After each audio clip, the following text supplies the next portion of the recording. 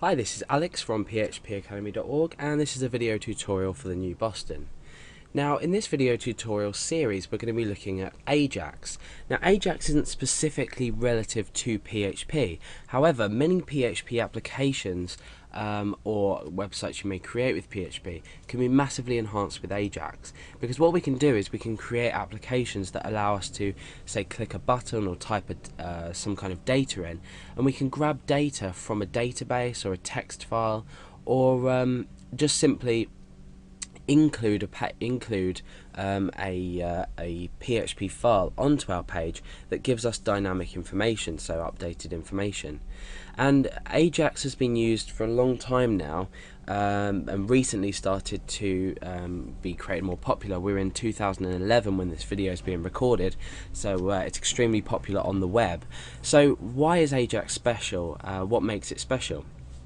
And I'm just going to talk to you a bit about the features of AJAX that create a more dynamic web experience, if you like. Now, AJAX first of all stands for asynchronous JavaScript and XML, and what this means is that we can process data through behind the scenes of our website, just using JavaScript and XHTML as well, or HTML. So it asynchronously sends a value and retrieves something without having to reload the entire page. So if you think about a web page in general, you have, let's say we're on index.php at the moment, you have some data on a page and you click a form, for example, to maybe submit a registration. Or you might just click a button to retrieve a list of values that you've typed in a search box, for example. So you may have a search box on your web page, this may return a value.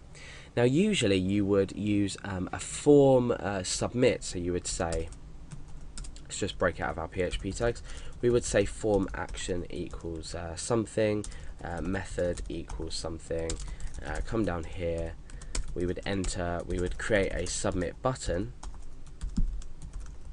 And what would happen is when we press this submit button, we're taken to the form action. Now what we can do is we can specify buttons just on their own, and what these do is they will send a call a function inside of our header. So if we were to set up a standard page like this, start the head tag and then end the head tag, start the body, end the body. So a very badly written out HTML document here. We've got head, we can include some JavaScript, so we could say script type equals text/JavaScript, and then end that there. So this is a general setup for a website. We've got an input button here. What we can do is we could say on click equals, and then we could call a function within JavaScript. So we could say update page, for example.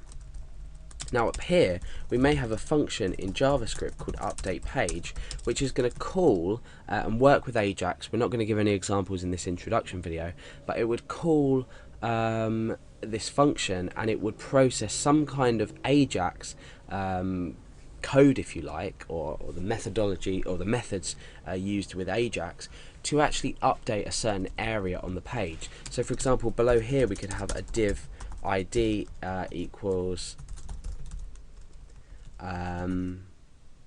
page, for example. Okay, so this might grab a PHP document and it might update this div with the contents of the PHP document. So this is obviously a very basic example. We're just updating perhaps some data from a PHP file and popping it onto a page, but using this method we won't actually refresh the page. Now I've just given you sort of like an example of how it may work. This code obviously might not be how we actually do it, but it's very similar, and this is just the general method that we will use in order to update values without having to refresh a page. So why can this be useful in everyday applications? Well, for example, when we go to over to Google, you'll notice that we have a feature in Google called auto suggest, and what happens is when we I'll just briefly explain. When we when we look at Google, we type in a value into a text box, which is placed in the center of the screen. So we start typing, let's say PHP. Now, what AJAX, well, the part that AJAX plays in this is what it will do. It will automatically get the updated value of this text box. So let's say we just start typing. We'll create an input type so we can search box. Sorry.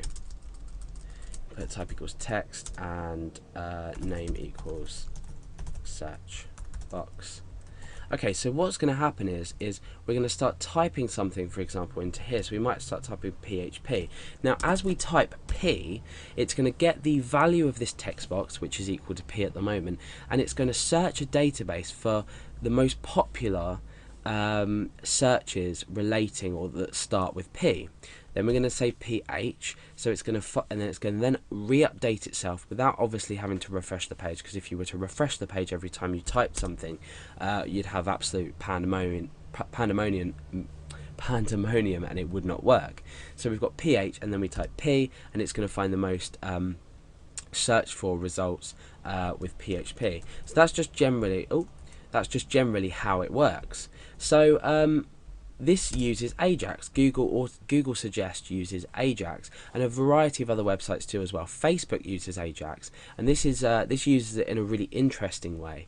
When you're looking at a Facebook, say, news feed, you'll be looking at the news feed straight up and down, and you'll have your mouse still. Now you'll look at your page and nothing will update. Then what you'll do is you'll move your mouse very slightly. It only has to literally be 1 pixel that you move your mouse, and your page will actually update. Now what happens here is we have an on mouse move or on mouse event trigger. So when you move your mouse, bits of the page are updated using AJAX, so it will be automatically updated from the database using AJAX.